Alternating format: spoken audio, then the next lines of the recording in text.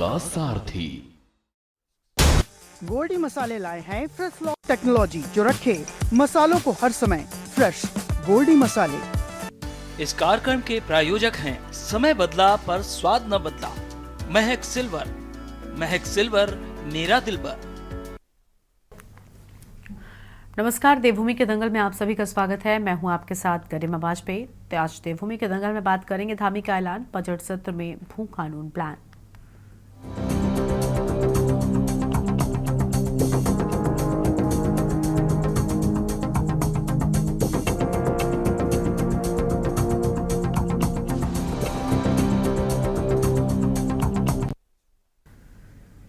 उत्तराखंड की धामी सरकार अगले बजट सत्र में सख्त भू कानून का बिल लाने जा रही है। राज्य के मुख्यमंत्री धामी ने इसकी घोषणा की है और इतना ही नहीं, सीएम धामी का कहना है कि सरकारी जमीनों को कब्जा मुक्त कराने के साथ ही लैंड माफिया पर एक्शन जारी रहेगा। मुख्यमंत्री का कहना है कि सरकार ने राज्य हित में कई निर्णय लिए हैं। इसके साथ ही 5000 से भी अधिक सरकारी जमीन जो गैर कानूनी रूप से कब्जे में थी उसको अतिक्रमण से मुक्त कराया है। मुख्यमंत्री ने कहा, आने वाले बजट सत्र में एक सख्त कानून भी लाने की सरकार तैयारी कर रही है। वहीं मुख्यमंत्री के सख्त कानून के ऐलान के साथ उत्तराखंड शासन के वरिष्ठ अधिकारी एक्शन में आ गए हैं। सीएम के निर्देश पर राज्य के मुख्य सचिव रतन तोड़ी ने अधिकारियों की बड़ी बैठक बुलाई। बैठक में मुख्य सचिव ने भू कानून के प्रावधानों के विपरीत भूमि की खरीद फरोख्त के साथ ही भूमि खरीद संबंधित अनुमति के किसी भी प्रकार के उल्लंघन पर रिपोर्ट तलब की है। हालांकि शासन को 13 में से 11 जिलों की ही रिपोर्ट मिल पाई है, शेष 2 जिलों से रिपोर्ट आना बाकी है। बता दें कि उत्तराखंड में हिमाचल प्रदेश की तर्ज पर सशक्त भू कानून लागू करने की मांग की जा रही है। इसके लिए आंदोलन किए जा रहे हैं। विपक्ष का आरोप है कि सरकार यूसीसी और धार्मिक मुद्दों पर ही ध्यान देकर प्रदेश के असल मुद्दों से जनता का ध्यान हटा रही है। सवाल यह है कि क्या मुख्यमंत्री धामी राज्य में सशक्त भू कानून लागू कर पाएंगे? क्या सरकार का ध्यान प्रदेश के असली मुद्दों पर नहीं है? आज इन्हीं सभी मुद्दों पर करेंगे बातचीत। उससे पहले एक नजर इस रिपोर्ट पर डालिए।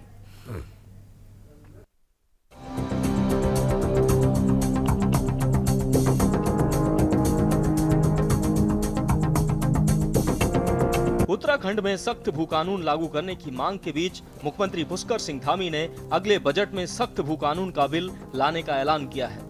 इसके साथ ही अवैध अतिक्रमण के खिलाफ कार्रवाई को जारी रखने का दावा किया है। मुख्यमंत्री का कहना है कि इस अभियान के तहत प्रदेश की 5000 से भी अधिक सरकारी जमीन को अतिक्रमण से मुक्त कराया है। मुख्यमंत्री ने कहा कि आने वाले बजट सत्र में एक सख्त भू कानून भी लाने की सरकार तैयारी कर रही है। वहीं विपक्ष का आरोप है कि सरकार का ध्यान राज्य के असली मुद्दों पर नहीं है। सरकार यूसीसी और धार्मिक मुद्दों पर ध्यान दे रही है। वहीं यूकेडी ने तो यूसीसी के विरोध में आंदोलन भी शुरू कर दिया है। साथ ही सरकार से यूसीसी हटाकर राज्य में सख्त भू कानून लागू करने की मांग की है। प्रारंभ हुआ है और यह अभी समाप्त नहीं हुआ है। पूरे राज्य के अंदर हमने कहा है जहाँ भी अवैध अतिक्रमण है, चाहे किसी प्रकार का भी अवैध अतिक्रमण है, वो अतिक्रमण पूरी तरह से गलत है, गैर कानूनी है। जो कब्जा है उसको मुक्त कराया जाए।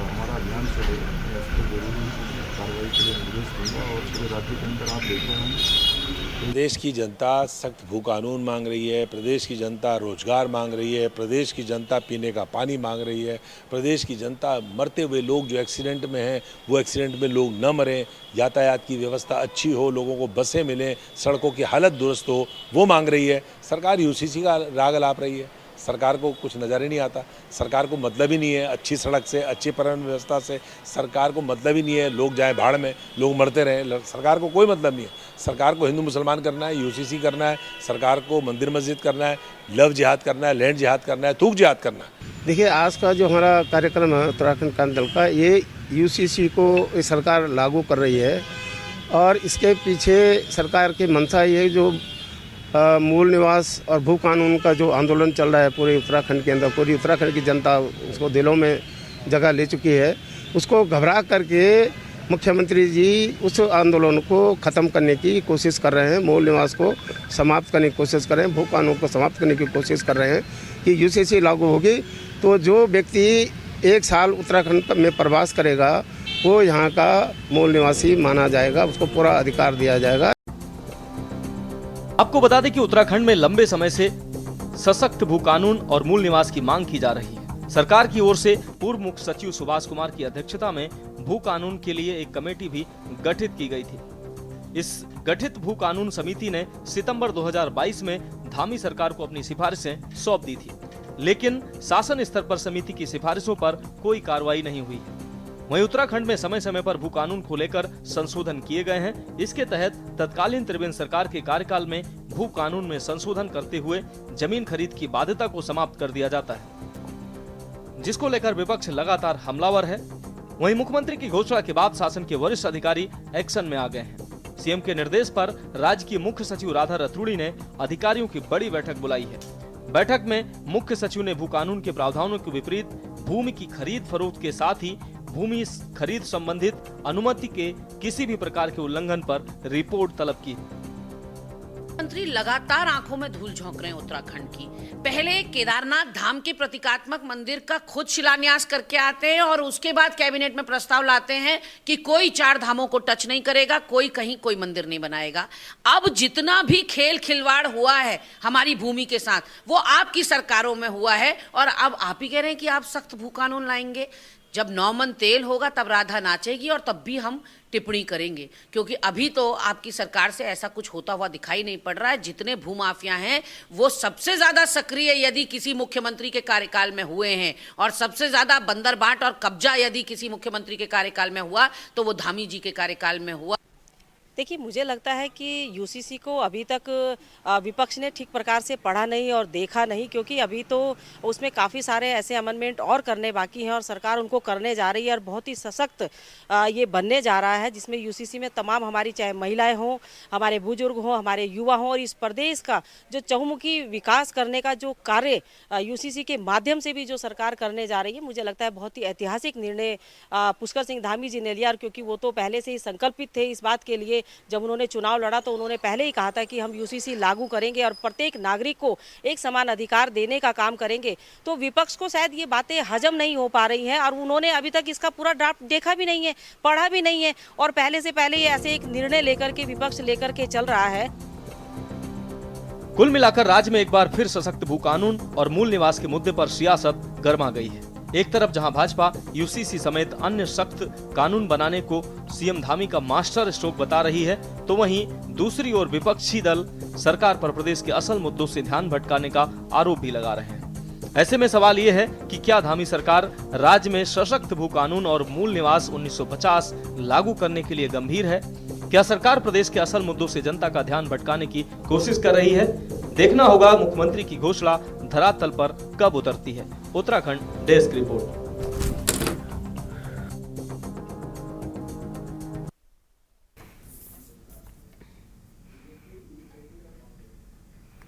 आज इसी मुद्दे पर विस्तार से करेंगे बातचीत। खास मेहमानों का पैनल हमारे साथ में है।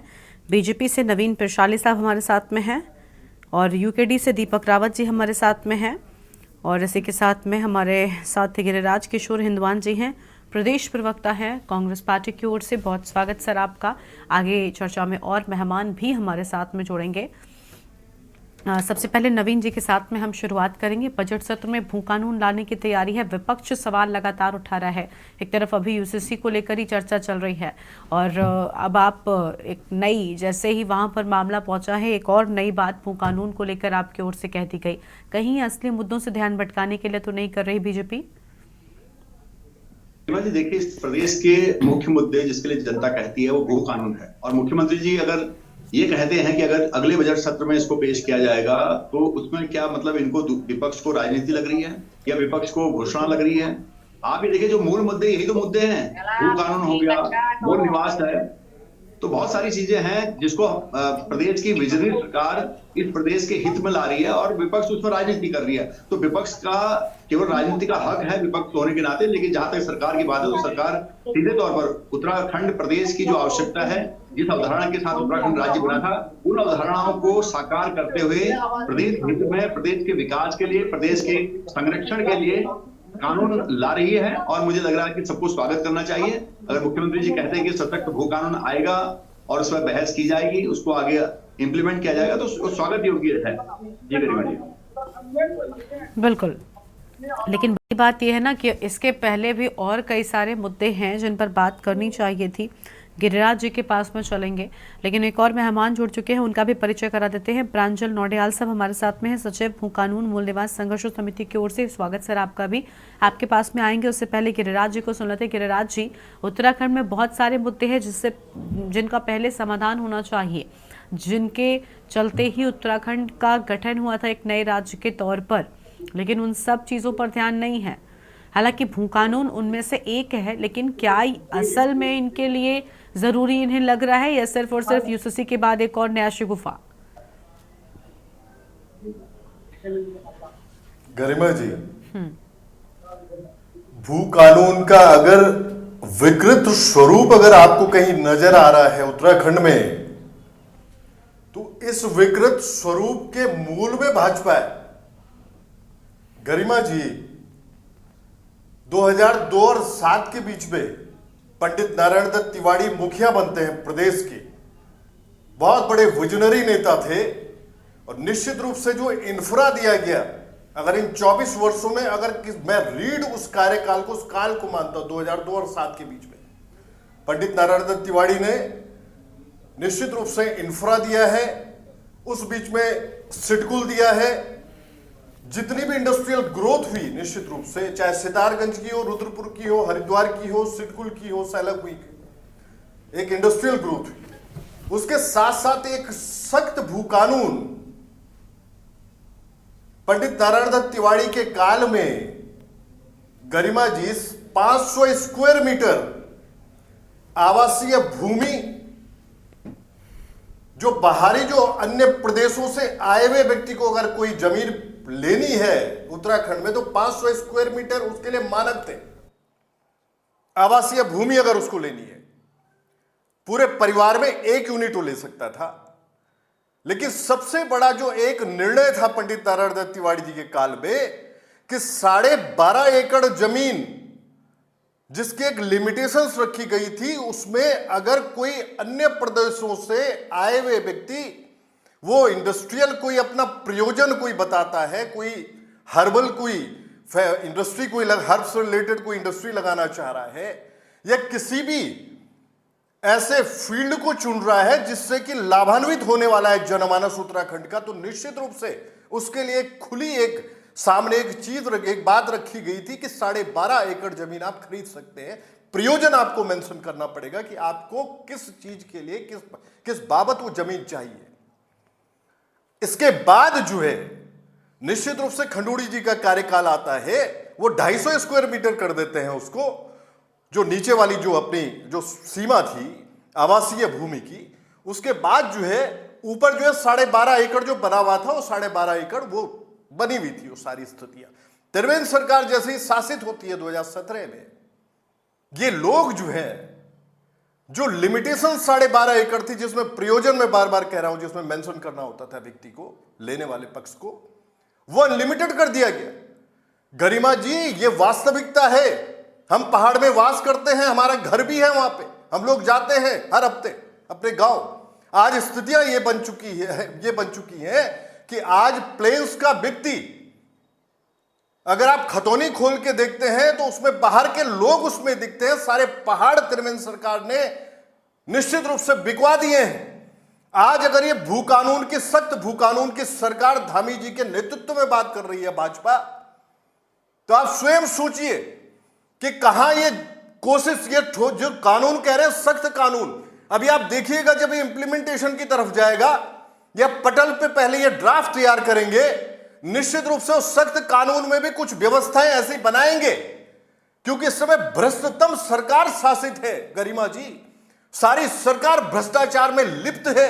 सारे मंत्रीगण, सारे विधायकगण, ब्यूरोक्रेट पूरे इनके साथ इस समय सम्मिलित हैं, और निश्चित रूप से बंदरबांट चल रही है। चाहे स्मार्ट सिटी के नाम पे सैकड़ों करोड़ रुपए आ चुका है। आज जो स्थितियां हैं, मंत्रीगणों पे इनके आय से अधिक संपत्ति के मामले में सख्त टिप्पणियां हो रही हैं कोर्ट से, लेकिन कहीं जू नहीं रंग रही है, कोई बर्खास्तगी नहीं है, उससे कोई इस्तीफा नहीं लिया जा रहा है मंत्री से। आज ये स्थितियां इन्होंने बना रखी है प्रदेश की। आज सख्त भू कानून की बात कर रहे हैं। आप स्वयं सोचिए, जो अगर लचर रवैया अगर त्रिवेंद्र सरकार अगर नहीं अपनाए होती, तो निश्चित रूप से पहाड़ बिकने से बच जाते, जो बिक चुके हैं आज। आज ऐसी स्थिति है गरिमा जी। निश्चित रूप से करण महाराज जी के नेतृत्व में सारी बातों को वॉच किया जा रहा है और हम लोग पूरी तरह से आशान्वित हैं कि जो सरकार कह रही है, सख्त भू कानून की अगर बात कर रही है, तो निश्चित रूप से जो वेट एंड वॉच की बात अगर विपक्ष करण महाराज जी के नेतृत्व में कर रहा है, तो यही सोच के कर रहा है कि वो जनमानस आने वाले समय में जो बचा हुआ अभी हमारे पास है, बची हुई जो जमीनें हैं, वो खुर्द बुर्द न करे सरकार, उसमें वाकई सख्त कानून की तरफ सरकार बढ़े और निश्चित रूप से एक इस तरह के मानक तैयार हो जिसमें कि वाकई जो आखिरी पायदान के ग्रामीण की अगर बात करते हैं गरिमा जी, ये पृथक राज्य मांगा क्यों गया था, उसके पीछे मूल में अवधारणा क्या थी? यह अवधारणा थी कि पर्वतीय क्षेत्र में, सुदूर क्षेत्र में जो आखिरी पायदान का ग्रामीण है, उस तक समूची फैसिलिटीज पहुंचे, वाकई वो समृद्धि की ओर हो, पारंपरिक खेती को बढ़ावा सरकार दे, वो समृद्धि की ओर हो। आज स्थितियां ये बन गई हैं कि वो पहाड़ जो बिके में है, वहां स्थिति यह है कि वहां रिजॉर्ट और होटल लोगों ने बना दिए। प्रयोजन कुछ और बताया गया, प्रयोजन बताया गया कि हर्बल इंडस्ट्री कोई लगानी है, वहां पे फार्म हाउस बन गए। ये स्थितियां बनी हुई हैं पहाड़ की, लेकिन सरकार जो है कहीं से कोई सिंसियरिटी नहीं है उस जनमानस के प्रति। जो बार बार मैं कहता हूं कि भाजपा को, निश्चित रूप से सरकार को, अरे अब जो बचा हुआ 2.5 वर्ष का कार्यकाल है गरिमा जी, वो अपने इमोशंस और सेंटिमेंट्स को लिए हुए अपने जनमानस के बीच में इनको होना चाहिए। हम लोग करण महाराज जी के नेतृत्व में इनको लगातार जो सुप्तावस्था में होते हैं, सोई हुई स्थिति में सरकार होती है, इनको जगाने का कार्य करेंगे निश्चित रूप से। बिल्कुल साफ तौर पर हम देख पा रहे हैं कि किस तरीके से यहाँ पर जो सवाल हैं वो विपक्ष की ओर से लगातार उठाए जा रहे हैं। और मेहमान हमारे साथ में हैं दीपक रावत जी, हमारे साथ में हैं, केंद्रीय प्रवक्ता है उत्तराखंड क्रांति दल की ओर से, उनका भी रुख कर लेते हैं। दीपक जी स्वागत आपका भी। क्या लग रहा है ये सरकार की मंशा पर जो विपक्ष सवाल उठा रहा है, क्या वो ठीक उठा रहा है? क्योंकि बड़े मुद्दे उठाएं, यूसीसी जैसी बात हुई, उसके बाद अब सीधा भू कानून पर आ गए हैं, समस्या समाधान तक पहुंचेगी क्या? देखिए, जिस प्रकार से जन आक्रोश बढ़ता जा रहा है वर्तमान सरकार के प्रति विभिन्न कारणों से, और उसमें से मुख्य कारण आज के दिन में यूसीसी जो आ रहा है वो है। फिर जो आपका जिस प्रकार से मूल निवास मांगा जा रहा है, भू कानून मांगा जा रहा है, और जो अलग से कारण है जिनकी चर्चा बाद में कर सकते हैं। अब जो ये विश्वास जो जनता के बीच पनप रहा है, उसी की देन है कि आज इनके नेतागण हो, मुख्यमंत्री हो, नेता हो, बड़े बड़े नेता हो, ये सब के सब आप एक साथ भू कानून की तरफ बात कर रहे हैं। आप मुझे बताइए गरिमा जी, 2007 से लेकर 2012 तक भारतीय जनता पार्टी की सरकार थी, इन्हीं के मुख्यमंत्री थे, तो क्या उस समय इनको यहाँ इस समस्या का समाधान नजर नहीं आया? क्या उस समय ये समस्या नहीं थी? उत्तराखंड क्रांति दल इस प्रदेश के बनने से पूर्व भी, और जब ये प्रदेश अब 24 वर्ष हो चुके हैं, कल हम उसके 24वीं वर्षगांठ मना रहे हैं, लगातार इन मुद्दों पर चर्चा करता रहा है, लगातार इन मुद्दों पर राजनीति करता रहा है कि आपको इन मुद्दों पर ध्यान देना पड़ेगा।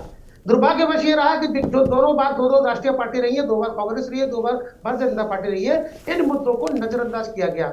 लेकिन आज जब जनता ठगा हुआ महसूस कर रही है इन दोनों सरकारों से, भारतीय जनता पार्टी और कांग्रेस से, तो अब उनको समझ में आ रहा है कि अगर हमने आज भी अपनी जमीन नहीं बचाई, हमने आज भी अपनी संस्कृति नहीं बचाई, अगर आज भी हमने अपने मूल निवास की जो हमारी पहचान है उसको नहीं बचाया, तो निकट भविष्य में वो दिन दूर नहीं है जब यहाँ का जो समावेश है वो बिल्कुल बदल जाएगा, और उसका सबसे बड़ा नुकसान उन सारे पहाड़ियों को होगा, उन विभिन्न धर्मों के लोगों को होगा जिन्होंने मिलजुल कर इस पृथक राज्य की अवधारणा के लिए संघर्ष किया, आंदोलन करा और फिर इसको प्राप्त किया।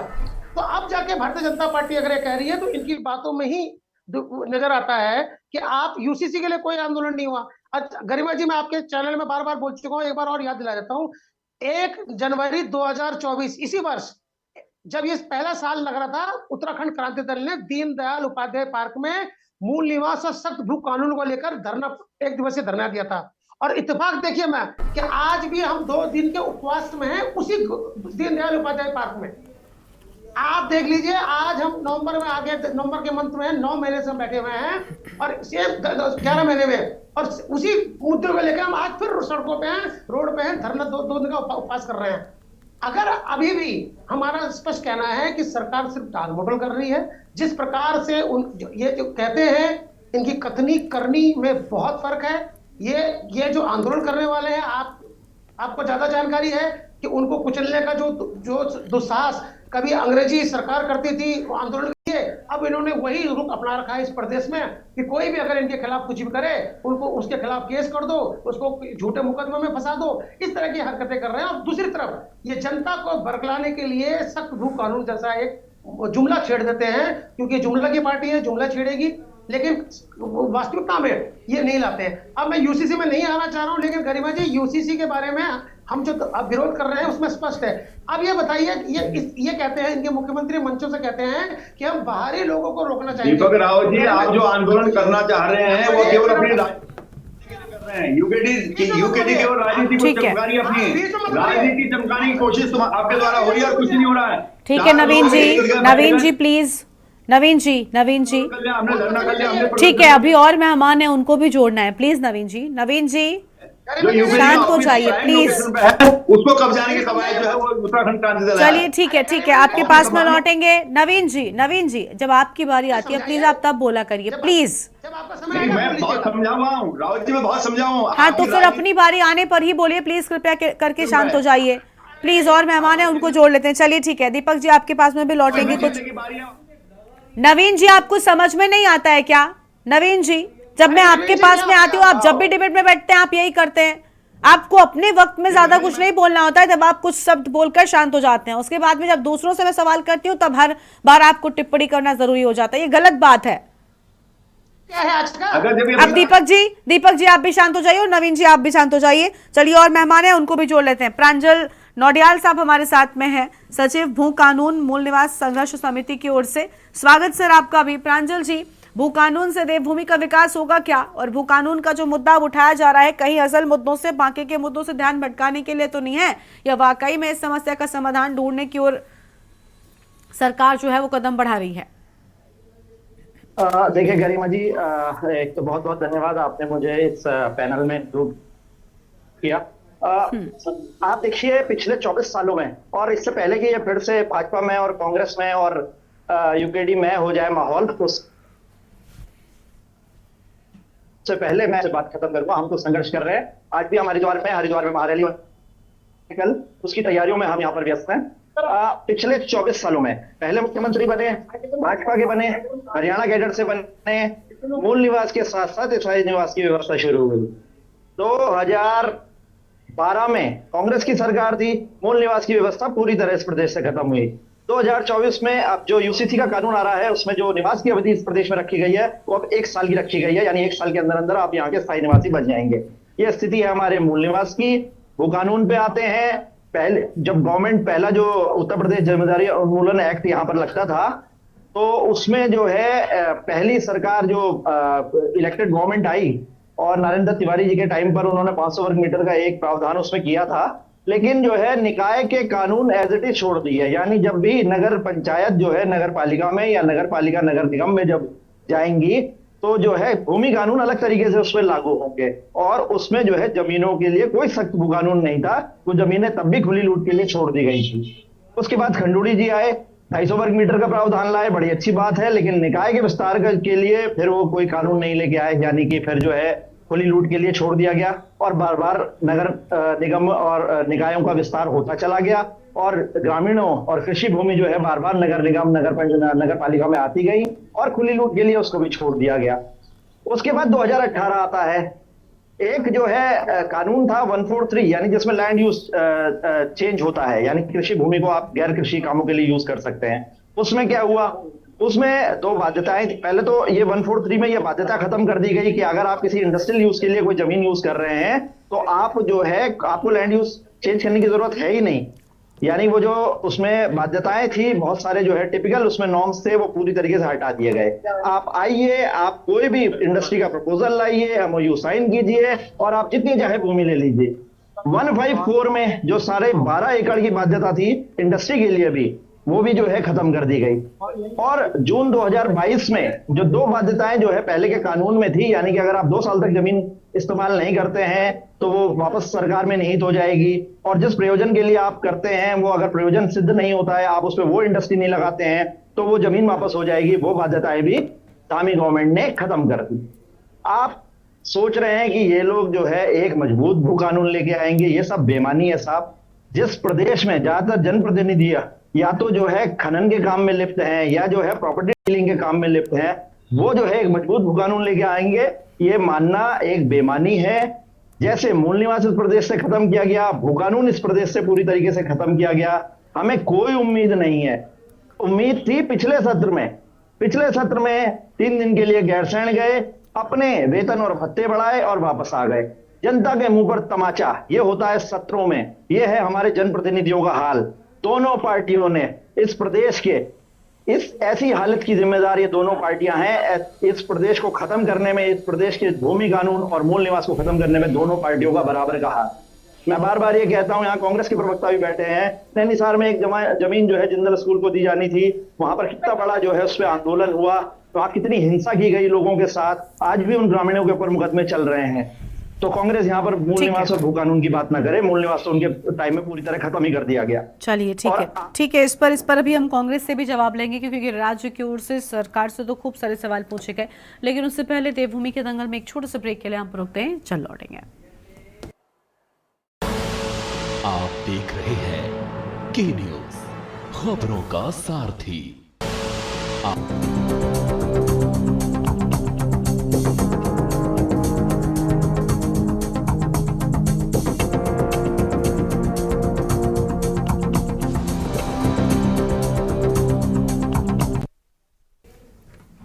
ब्रेक के बाद देवभूमि के दंगल में आप सभी का स्वागत है। खास मेहमानों का पैनल हमारे साथ में लगातार बना हुआ है। भू कानून को लेकर हम बात कर रहे हैं। सबसे पहले प्रदीप कुकरेती जी के पास में जाएंगे, राज्य आंदोलनकारी हैं। बहुत स्वागत सर आपका भी। सर, राज्य में आंदोलनकारियों ने बड़ी भूमिका निभाई है और भू कानून या मूल निवास जैसे मुद्दों को लेकर बहुत बड़ा जो है वो आंदोलन भी करते रहे हैं। लेकिन क्या लग रहा है आपको कि अब जब सरकार की ओर से इस मुद्दे को उठाया गया है, तो क्या असल में उनकी मंशा इस समस्या के समाधान करने की है या सिर्फ और सिर्फ ध्यान भटकाने के लिए भू कानून की बात सरकार की ओर से, प्रशासन की ओर से की जा रही है? देखिए, मैं तो केवल इतना कहना चाहता हूं कि लगातार जिस प्रकार से उत्तराखंड राज्य आंदोलनकारी मंच राज्य बनने के साथ से ही इस बात को लेकर लगातार मुखर रहा, और उस समय कई हमारे तराई के जो साथी थे वो हमसे नाराज भी हुए कि तुम इस तरह की बात कर रहे हो। उनकी बात ये समझ अब जो है 22-24 साल बाद आई। हम लगातार उस बात को लेते लगे रहे। हमारी तिवारी सरकार से जब उस समय जद्दोजहद होती थी, लेकिन उन्होंने 500 तो किया, हम घटाने के एवज में थे, लेकिन उन्होंने 500 किया। लेकिन उनके अगर नियमों को देखा जाए तो वो ज्यादा मजबूत नियम। लेकिन उसके बाद जब खंडूरी सरकार से बात हुई, उन्होंने समझा, दिवाकर भट्ट जी के ऊपर उस समय जो है बहुत प्रेशर डाला गया जो है रियल एस्टेट वालों की तरफ से कि इसको जो है इसमें लचीलापन कर दिया जाए, जो भी इस तरह से कुछ एक ट्रैक्टर टैक्स। सबसे बड़ी बात यह है कि इस प्रदेश के अंदर जब भी कोई बड़ी योजनाएं चलाई जाती हैं, बनाई जाती हैं, जो प्रोजेक्ट तैयार होते हैं, आपको और हमको बाद में पता लगता है सचिवालय के अंदर से वो चीजें पहले लीक हो जाती हैं। तो खैर उसमें क्योंकि खंडूरी जी थे तो जनरल साहब ने वो चीज को इम्प्लीमेंट नहीं होने दिया और उन्होंने तरीके से 250 स्क्वायर फीट करा और वो लागू रहा। लेकिन 2018 में आके वही भारतीय जनता पार्टी में त्रिवेंद्र जी आते हैं और वो सारी जो है मटिया मेट करके रख देते हैं। 4.5 साल का जो कार्यकाल बहुत होता है एक मुख्यमंत्री के, और उन 4.5 सालों में उन्होंने 3 बड़े नुकसान करे, 2-3 बड़े नुकसान करे। एक तो उन्होंने ये भू कानून की जो है धज्जियां उखाड़ दी, बिना किसी मंत्रिमंडल के जो है विधानसभा सत्र के घर में ही अपना जो है बना के कानून बना दिया। दूसरी बात, उन्होंने जो एम्प्लॉयमेंट खत्म कर, एम्प्लॉयमेंट से जो ये जरिया था रोजगार पाने का जो स्थानीय लोगों के, उत्तराखंड के लोगों के लिए, वो आपने खत्म करवा दिया। उस पर आपने कोई एक्शन नहीं लिया। अपनी तनख्वाह बढ़ाने के लिए आपने जो है सत्र में एक घंटे में इनका जो है पैसे बढ़ गए थे, मुझे आज भी याद है।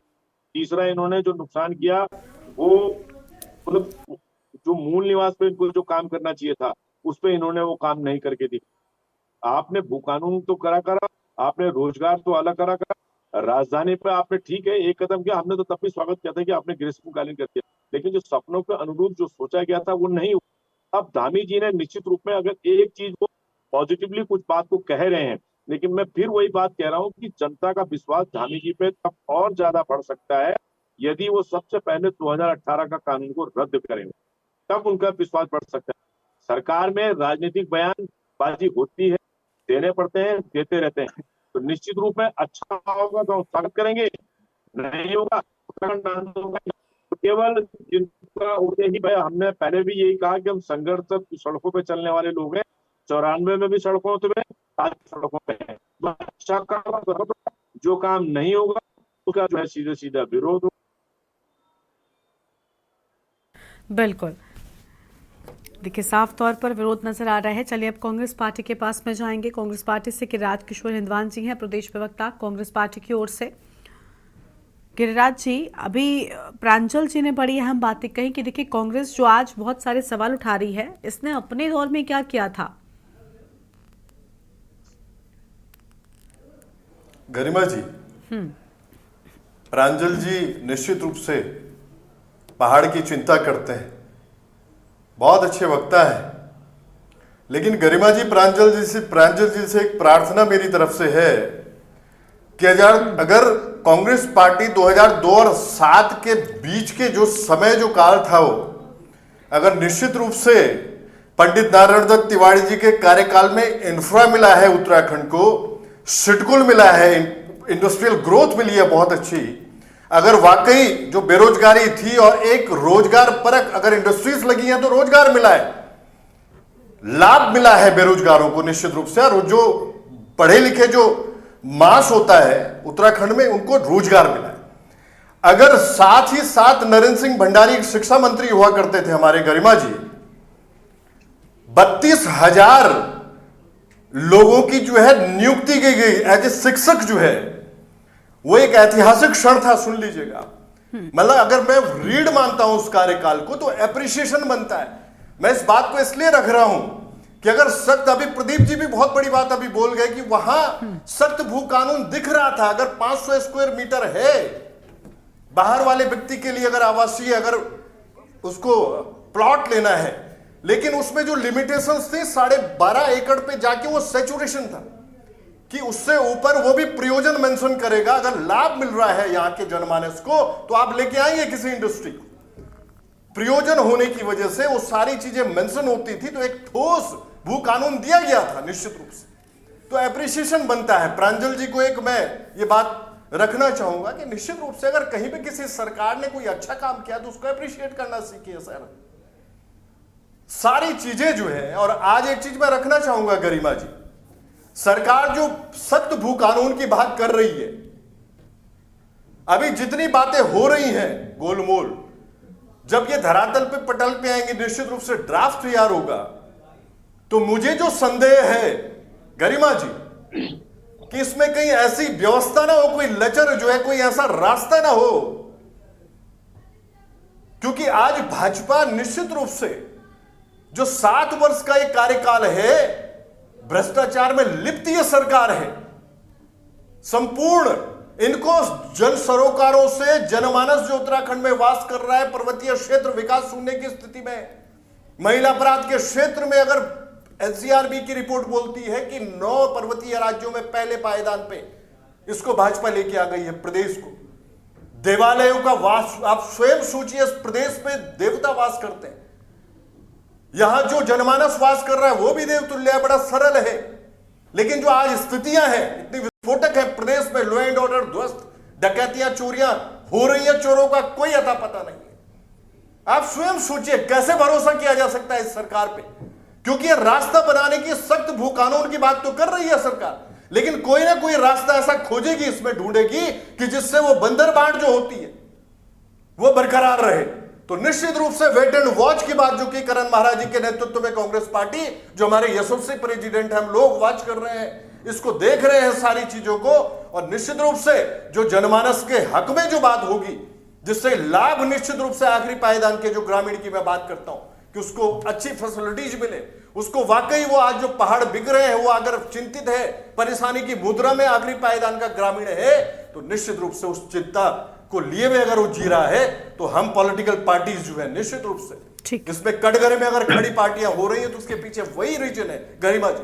तो हम लोग करण महाराज जी के नेतृत्व में सारी चीजों को वॉच कर रहे हैं, और गरिमा जी सरकार सख्त भू कानून लाने की अगर बात कर रही है तो कोई भी बात ऐसी ना हो उसमें कि किसी भी तरह की उसमें कुछ ऐसी छूटें हो जिससे कि वो व्यक्ति जो है जो बाहर से आ रहे हैं और लिए जा रहा है वो स्थितियां ना बढ़े। चलिए ठीक है, एक लिमिटेशंस हो, सख्त कानून का मतलब ही लिमिटेशंस होती है। अगर मैं 12.5 एकड़ पंडित नारायण दत्त तिवारी जी की बात कर रहा हूं कि वो लिमिटेशंस थी, सैचुरेशन था, वहां स्टेबिलिटी थी, वहां तक पहुंचता था व्यक्ति, उसके ऊपर कुछ नहीं ले सकता था। वो रखना जरूरी है जो इन्होंने त्रिवेंद्र सरकार ने सारी चीजें खत्म कर, सारे पहाड़ बिकवा दिए। आप स्वयं सोचिए गरिमा जी। ठीक है, चलिए आप जवाब देते हैं नवीन जी से। नवीन जी, जब सब कुछ बिगाड़ दिया गया तो अब भू कानून समस्या के समाधान के बारे में सरकार के मन में विचार कैसे आ गया? देखिए, कांग्रेस और अन्य विपक्षी दलों की जहां तक बात है, वो इनकी फ्रस्ट्रेशन है, निराशा है, जिसको यहाँ पर बयां कर रहे हैं, और निराश है क्योंकि भारतीय जनता पार्टी की वर्तमान सरकार इस प्रदेश के मुद्दों को एक एक कर उनका और प्रदेश के मुद्दों को निपटाकर आगे क्या कर रहे हैं, तो इसलिए इनका फ्रस्ट्रेशन निकल रहा है। ये दीपक जी, बिल्कुल निराश है। दीपक जी, राजनीति में इनके दीपक जी आती हूँ, इसके बाद आपके पास में आती हूँ, प्लीज। फ्रस्ट्रेशन है। अब देखिए ये भी निकाल रहे भाई साहब, ये फ्रस्ट्रेटेड है, तो सब आप ये देख सकते हैं कि पूरा ही यहाँ पर जो इनकी निराशा है वो सामने आ रही है। इनकी चलिए ठीक है, देखिए चिल्लाने से फायदा नहीं है ना, चिल्लाने से फायदा नहीं है। अब नवीन जी आप रुक जाइए, सवाल उनका सुन लीजिए, वो कुछ कह रहे हैं तो उनको सुन लीजिए। ठीक है नवीन जी सुन लीजिए, उसके बाद उनके भी सवाल को जोड़ते जाइएगा। जवाबदेही आपकी है, आप सत्ता में है, ठीक है, हम आपसे पूछ लेंगे। दीपक जी आप बोलिए जल्दी से। नवीन जी सुन लीजिए। लगातार काम कर रही है, लगातार मुद्दों। हाँ ठीक है नवीन जी सुन लीजिए, उसके बाद में बोलिएगा प्लीज। नवीन जी सुना भी कीजिए, आप सिर्फ बोलते हैं, सुनते नहीं है आप। दीपक जी आप जल्दी से बोलिए। लगातार अपना आशीर्वाद भारतीय जनता पार्टी को दे रही है और माननीय मुख्यमंत्री जी पुष्कर सिंह धामी जी लोकप्रिय नेता साबित हो रहे हैं। चाहे विकास की बात हो, चाहे किसी बात हो, किसी तरह की बात हो, उसमें मुख्यमंत्री जी लगातार अपना काम कर रहे हैं। नवीन जी आपको सुनाई नहीं दे रहा मैं क्या कह रही हूँ? नवीन जी को म्यूट कर दीजिए, क्योंकि नवीन जी सुनने को तैयार नहीं है। दीपक जी प्लीज आप बोलिए। 3 सालों में जो किए हैं वो एक रिकॉर्ड है, अभूतपूर्व कार्य इन्होंने किए हैं। दीपक जी आप बोलिए। नवीन जी अगर हो गया हो तो अब शांत हो जाइए प्लीज। मैं आपसे बार बार कह रही हूँ, आपको डिबेट में बैठने का सलीका सीख कर डिबेट में आना चाहिए। ये अपने अपने कार्यालयों तक सीमित रह गए हैं, ये चाहे यूकेडी हो चाहे कांग्रेस हो। आज एक दल अपने कांग्रेस के कार्यालय और यूकेडी के कार्यालय। नवीन जी आपको सुनाई नहीं दे रहा है मैं क्या कह रही हूँ? नवीन जी डिबेट में बैठने का सलीका प्लीज सीख कर आइएगा। मैं 10 बार मना कर चुकी हूँ आपको, आप सिर्फ बोले जा रहे हैं। पता नहीं प्रवक्ता किस दल का है, कौन सा प्रवक्ता किस नेता का प्रवक्ता है? नवीन जी शांत हो जाइए प्लीज। नेताओं को आप देखिए, आप इससे नहीं बच पाएंगे, आपकी सरकार नहीं बच पाएगी असंतोष से। दीपक जी आप बोलिए। नवीन जी प्लीज शांत हो जाया करिए, अगर मैं एक बार बोल दिया करूं तो। नहीं तो ये लगातार बोलना तो मुझे भी तो बोलना पड़ेगा। नहीं सर प्लीज, मैं कुछ कह रही हूँ, आप डिबेट में बैठने का सबसे पहले सलीका सीखिए। कम से कम 20 बार मैंने आपको मना किया, लेकिन आपने उस बात को नहीं सुना। डिबेट में अगर मैं कुछ कह रही हूँ, मैं यहाँ पर बैठी हूँ, इसका मतलब ये नहीं कि आप कुछ भी बोलते चले जाएंगे। खुद मैं आपसे पूछती हूँ तब आप नहीं बोलते। नहीं आप सवाल किससे पूछ? लेकिन मैंने आपको रोका ना, सत्ता में आप बैठे हैं, आपके जवाब दें तो फिर सुन लीजिए कम से कम सवालों को। बस एक ही राग अलापना है, सरकार अच्छा कर रही है, बीजेपी ये कर रही है, बीजेपी वो कर रही है। सुना भी जाता है सर, अपने मन से अपने मुंह में मिट्ठू नहीं बना जाता है। चलिए दीपक जी आप बोलिए। आप शांत हो जाइए सर, प्लीज शांत हो जाइए प्लीज। डिबेट में बैठने का एक तरीका होता है। दीपक जी आप बोलिए। काउंटर करने की कोशिश करें, मुझे भी करनी पड़ेगी, प्लीज इस बात को समझिए। आप सवाल मेरा टर्न था, आपने मेरे से पूछा था, मैंने बोलना था। सर मैंने आपको रुकने को भी बोला था ना, वो आपको सुनाई नहीं दिया क्या? तो आपकी आवाज नहीं सुनाई दे रही थी ना। ठीक है अब रुक जाइए प्लीज अब रुक जाइए। अगर आप सुन रहे हैं तो अब रुक जाइए। दीपक जी आप बोलिए प्लीज। गरिमा जी यहाँ पर गरिमा जी यहाँ पर एंकर की आवाज भारतीय जनता पार्टी को सुनाई नहीं दे रही है। चलिए आप बोलिए, आप मुद्दे पर आइए सर, मुद्दे पर। आप फिर चाह रहे हैं कि मतलब मैं बीच में इंटरप्ट करूं इस तरह से? मुद्दे पर आइए दीपक जी, और प्लीज नवीन जी। दीपक देखिए, ये स्पष्ट है कि अगर ये भू कानून की बात भारतीय जनता पार्टी अगर कर रही है तो ये बहुत बड़े दबाव में है, और ये दबाव केदारनाथ का चुनाव हारने के बाद और बढ़ जाएगा। ये निश्चित रूप से हारेंगे। अगर ये केदारनाथ का चुनाव नहीं होता तो ये भू कानून की बात नहीं कर रहे होते। गरिमा जी 2007 से लेकर 2012 में इनके मुंह से कभी सुना आपने भू कानून के बारे में? तभी तो इनकी सरकार थी।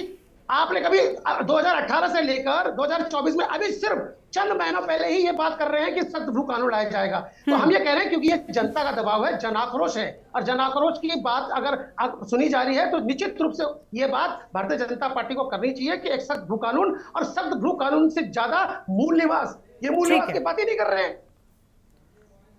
ठीक है, ठीक है, सुन लेते हैं। अब नवीन जी बोलिए, और जितना बोलना है प्लीज एक बार में बोलिएगा। एक ही बार में बोलूंगा गृहमंत्री जी, ब्रेक नहीं लूंगा मैं ये कहने की कोशिश कर रहा हूं कि हमारी सरकार पिछले 1-1.5 साल से भू कानून के ड्राफ्ट पर काम कर रही है। आप देखिए कि किस तरह से प्रवक्ता बात करते हैं कि अभी अगर हम बात करेंगे भू कानून की तो ये करेंगे यूसीसी, अगर यूसीसी की बात करें ये करेंगे भू कानून, तो ये तो एक तर्क से दूसरे तर्क को आसानी से काटा जा सकता है। इनका काम है विपक्ष की राजनीति करना, हमारा काम है जनता के लिए काम करना। हमारी सरकार काम कर रही है और लगातार काम करती रहेगी। माननीय मुख्यमंत्री धामी जी इस देश के इस प्रदेश की सारी ही मुद्दों का समाधान अगले 5 साल के कार्यकाल में करना चाहते हैं, और उसके बाद भी ताकि जनता फिर से भारतीय जनता पार्टी को अपना आशीर्वाद दे। और यही मेरा कहना है कि उत्तराखंड की देवतुल्य जनता के आशीर्वाद के ताकत से आज माननीय मुख्यमंत्री जी लगातार इस प्रदेश के हित में काम कर रहे हैं और लगातार करते रहेंगे। विपक्ष चाहे किसी तरह से भी अपनी फ्रस्ट्रेशन निकाले, निराशा निकाले, उसे भारतीय जनता पार्टी और भारतीय जनता पार्टी की सरकार पर कोई काम नहीं, कोई फर्क नहीं पड़ता। भारतीय जनता पार्टी की सरकार, भारतीय जनता पार्टी और जनता के बीच में सीधा संबंध है। जी गरिमा जी। बिल्कुल, चलिए ठीक है। प्रांजल नौटियाल साहब का एक बार फिर से रुख कर लेते हैं। प्रांजल जी, भारतीय जनता पार्टी की मंशा पर हम सवाल उठा रहे हैं। अभी दीपक जी ने कहा कि ये भू कानून की तो बात कर रहे हैं लेकिन मूल निवास की बात नहीं कर रहे हैं, क्योंकि मूल निवास के बिना भू कानून पूरी तरीके से संभव ही नहीं है। तो क्या लग रहा है, इनकी मंशा क्या इस बात से स्पष्ट हो जा रही है?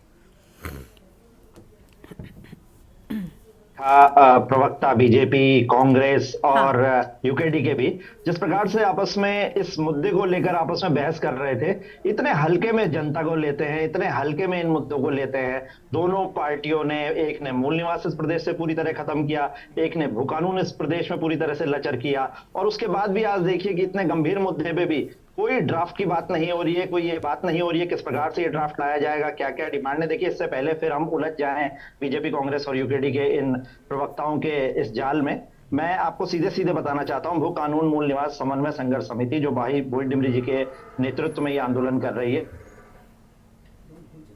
ठीक है, हमें जो है पहले तो कृषि भूमि इस प्रदेश में बिल्कुल भी नहीं चाहिए, तुरंत प्रभाव से कृषि भूमि पे बेचने पर रोक लगनी चाहिए। वो धाराएं जो इसमें बदलाव किया गया 143 में, वो तुरंत प्रभाव से वापस लानी चाहिए। इसके लिए आपको अध्यादेश लाने की जरूरत है, इसमें कोई लॉ अभी जो है एक्ट लाने की जरूरत नहीं है। आप तुरंत प्रभाव से अध्यादेश लाकर इसको रोक सकते हैं। और हम जो है, जो भी लोग यहाँ पर 30 साल से अगर रह रहे हैं, बाहर के लोग भी अगर यहाँ रह रहे हैं, अस्थायी निवासी हैं, तो हम उन लोगों को हम ये कहना चाहते हैं कि 200 वर्ग मीटर भूमि दी जाए अपने आवास के लिए, अपने आवास बनाने के लिए उन्हें 200 वर्ग मीटर तक की भूमि जो है दी जाए। हम ये बार बार मांग कर रहे हैं कि मूल निवास 1950 इस प्रदेश में लागू किया जाए। उसी के आधार पर यहाँ के मूल निवासियों को 90% तक जो है नौकरियों में आरक्षण मिलना चाहिए, चाहे वो प्राइवेट हो चाहे वो गवर्नमेंट हो। समूह और गांव में तो जो है अगर पूरे प्रदेश के लोगों को भी नौकरी दे दी जाए तो कोई ऐसी बड़ी चीज नहीं है, ये आसानी से किया जा सकता है। हमने एक चेतावनी और गवर्नमेंट है 23 नवंबर को, जब केदारनाथ उपचुनाव का रिजल्ट आया, 2-3 दिन का समय है गवर्नमेंट के पास। अगर इन्होंने अध्यादेश लाकर इस जो है भूमि कानूनों में जो है तुरंत प्रभाव से वो रोक नहीं लगाई, जो भी धाराएं इसमें बनाई गई थी जिसमें जो है पूरी तरीके से प्रदेश को खुली लूट के लिए छोड़ दिया गया था जमीनों की, वो तुरंत प्रभाव से वापस नहीं ली गई, तो हम 26 नवंबर से एक भूख हड़ताल यहाँ पर करेंगे। ये हमारी डिमांड है, ये बहुत गंभीरता से दोनों सरकारों को लेना चाहिए। और हम जो पहले भी हम कह चुके हैं, बार बार ये बात कहते हैं कि असल में इस प्रदेश में क्या हो रहा है। असल में इस प्रदेश में मलिन बस्तियां बसाई जा रही हैं, 600 से ज्यादा मलिन बस्तियां इस प्रदेश में हो गई हैं, और सरकार का आंकड़ा 11.5 लाख लोगों का था जो मलिन बस्तियों में रह रहे थे। उनके नियमितीकरण की यहाँ पर मांग उठ रही है, बाहर से आए हुए समुदायों को यहाँ पर आरक्षण देने की मांग उठ रही है। यहाँ यूसीसी जो है यूसीसी के लिए क्या आंदोलन हो रहा है इस प्रदेश में? यहाँ आंदोलन मूल निवास और भू कानून के लिए हो रहा है, लेकिन कानून आ रहा है यूसीसी, जिसमें केवल एक ही मुख्य मुद्दा है कि 1 साल के अंदर अंदर बाहर से आए हुए व्यक्तियों को यहाँ पर स्थायी निवासी बनाया जाए। मूल निवास पे कोई भी मुंह खोलने को तैयार नहीं है कि मूल निवास पे इनकी क्या अवधारणा है। देखिए, इस प्रदेश में जो लास्ट भू बंदोबस्त हुआ था वो 1964 में हुआ था।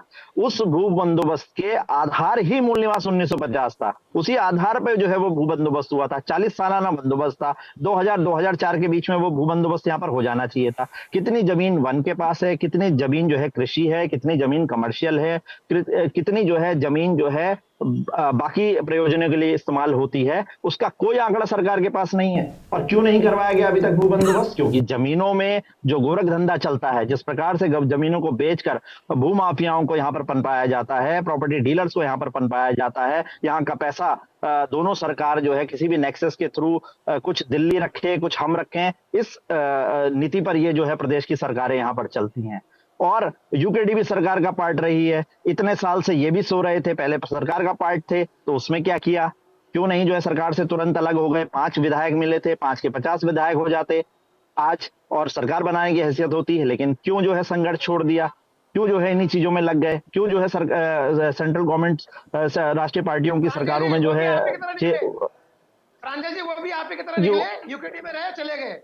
नहीं भाई साहब, आपने संघर्ष नहीं वो भी आप ही की तरह निकले। ठीक है सर, ठीक है दीपक जी आप प्लीज आप शुरू मत हो जाइए, बीच में नहीं। ठीक है, जब मैं आपके पास आऊं सिर्फ तब बोलिएगा। प्रदीप उकरेती जी का रुख कर लेते हैं। सर, सभी मेहमान यहाँ पर आए हैं, आपस में चर्चा नहीं करनी है प्लीज।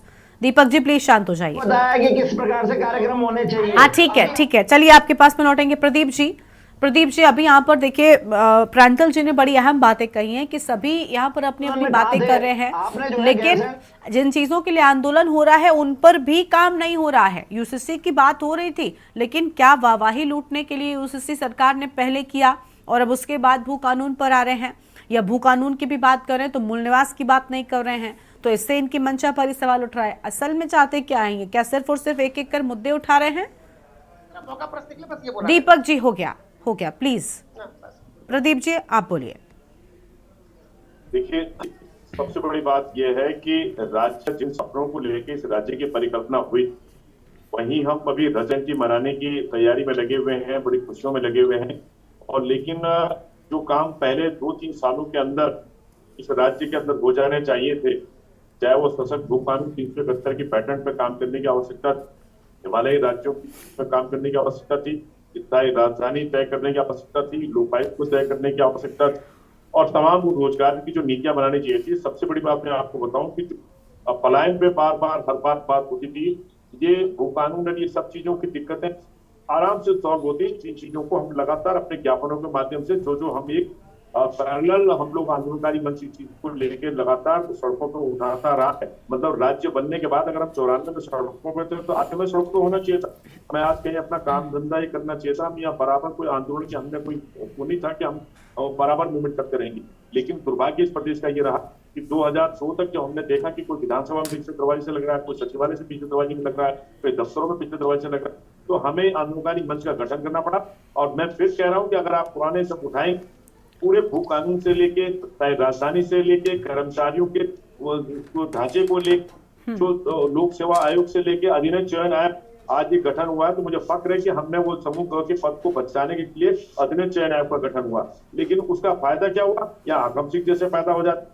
उसमें जो है आज माननीय प्रधानमंत्री कहते हैं कि मिलेट्स, मुख्यमंत्री कहते हैं मिलेट, और मैं भी कहता हूँ मिलेट, लेकिन वो मिलेट्स आएगा कहाँ से?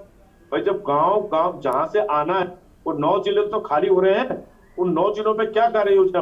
पहले क्या होता था मैं गरिमा जी कि जिले में ब्लॉक में जो पोस्ट निकलती थी वो जो शिक्षा का एक वो शिक्षक वही होता, जिले में जो नौकरी निकाली जाती थी वहां उस जिले में होना चाहिए। अब वो ब्लॉक व्यवस्था खत्म कर दिया आपने। आज अपॉइंटमेंट है, कल सब हल्द्वानी, देहरादून, उधम सिंह नगर जा रहे हैं। सरकार को अगर ईमानदारी से इस दिशा में काम करना है तो अपने आप भू कानून का भी निकलेगा। 2012 में माननीय बहुगुणा जी ने चुनाव लड़ना था, ये कोई इस पर नियम नहीं आया हुआ कि जो है मूल निवास आएगा और मूल निवास नहीं आएगा। उस साइलेंट भी तरीके से उसको दबा दिया। 2012 में हमने इतनी बड़ी रैली निकाली, माननीय राज्यपाल ने उस बात को स्वीकार किया कि हाँ आपके अधिकारों का हनन हो रहा है, और अधिकार इसमें लोगों को गलतफहमी है तराई में। भाई जो भगवान पुरिया उसका गुड़की का जो काजी है उसका भी मूल निवास में उतना ही अधिकार है, जो भगवानपुर का सैनी है उसका भी उतना ही अधिकार, और जो पिथौरागढ़ में जो हमारा जो गुंजी में रह रहा है उसका भी उतना अधिकार है। उसमें कोई लोगों के दिमाग में सबसे बड़ी गलतफहमी क्या है कि मूल निवास का मतलब सरकारी नौकरी। मूल निवास जो है, जिसकी कई पीढ़ियां 1950 से यहाँ रह रही हैं, तीसरी चौथी पीढ़ी आ गई है, उसमें कुछ चीजों की छूट होती है, खेती बाड़ी ये सब चीजें होती है, लेकिन उसमें हम अंकुश नहीं लगा पा रहे हैं। पहाड़ की जो यहाँ की तो जमीन हमने बेची, इसमें सरकार को चाहिए कि सबसे पहले माननीय मुख्यमंत्री धामी जी को कि 25वें साल में आप रजत जयंती वो शहीदों की आत्माओं को भी एक ठंडक मिलेगी, श्रद्धांजलि होगी कि 2018 का कानून रद्द करें। और दूसरा, जो हमारी जो पहाड़ों की जमीन है उस पर तत्काल रोक लगे और आने वाले समय पे जो सशक्त कानून की जो हम बात कर रहे हैं, हिमालय तर्ज पे जो 371 की जो जिसमें बात करना चाह रहे हैं, छोटे आप ये देखिए गरिमा जी कि यहाँ पे बड़े बड़े इंडस्ट्रियल मीट हो जाते हैं। त्रिवेंद्र जी की सरकार में भी इसमें मैं ये कह रहा हूँ कि 9 जिलों में जो है हिल्स इंडस्ट्रियल मीट क्यों नहीं हुई आज तक? वो क्यों नहीं हुई बताइए ना? क्या हिल्स में कोई डेवलपमेंट नहीं हो सकी? हम कोई भारत से अलग, ये उत्तराखंड देवभूमि है, ये माता है, यहाँ पे ये यूसीसी लिविंग रिलेशनशिप वगैरह ये सब नहीं चलता है। यहाँ हमारा कलेवर नहीं, हमारा कल्चर नहीं है ये सब चीजें। तो इसमें सरकार को चाहिए, अगर वाकई में धामी जी से मेरा सुझाव है, अगर आप करिए एक माइलस्टोन खड़ा करिए कि एक युवा मुख्यमंत्री ने जो है सख्त भू कानून लाकर, ये जितना हम सख्त भू कानून कर रहे हैं, इस हिसाब से तो भू कानून इतना सख्त हो गया कि वो वैसे टूट जा रहा है, ज्यादा सख्त चीज भी टूट जाती है। तो उसको ऐसा ना करके ईमानदारी से उस पर काम करने की आवश्यकता है, जो उस पूरी उसको ट्रांसपेरेंसी के साथ उसको सामने दिखाया जाए, जो सरकारों के जनता के जो मांग उस रणनीति को सामने लाने का प्रयास किया, वही सच्ची श्रद्धांजलि हो। और अन्यथा हमारा काम, मैं फिर कह रहा हूँ कि आंदोलनकारी मंच संघर्ष कर रहा है, वो करता रहे। चलिए ठीक है, उम्मीद यही है कि देखिए सत्ता पक्ष जो है वो इस बात को समझेगा और भू कानून का जो प्लान है धामी सरकार जिस चीज के लिए तैयार नजर आ रही है उसे बेहतर ढंग से किया जाएगा ताकि चीजें बिल्कुल ठीक होंगी। बहुत शुक्रिया सभी मेहमानों का हमारे साथ चर्चा में आने के लिए, अपनी बात रखने के लिए। तो बजट सत्र में भू कानून को लेकर चर्चा की बात सामने आई है, लेकिन बड़ी बात यह कि एक तरफ विपक्ष है जो सरकार की इस मंशा पर सवाल उठा रहा है। ऐसे में देखना होगा सरकार की असली मंशा भला क्या है और क्या भू कानून की समस्या का समाधान निकाल पाती है सरकार। देवभूमि के दंगल में इतना ही। आप देखते रहिए के न्यूज़ इंडिया। नमस्कार। गोल्डी मसाले लाए हैं फ्रेश लॉक टेक्नोलॉजी जो रखे मसालों को हर समय फ्रेश। गोल्डी मसाले। इस कार्यक्रम के प्रायोजक हैं समय बदला पर स्वाद न बदला, महक सिल्वर। महक सिल्वर मेरा दिलबर। आप देख रहे हैं के न्यूज़, खबरों का सारथी।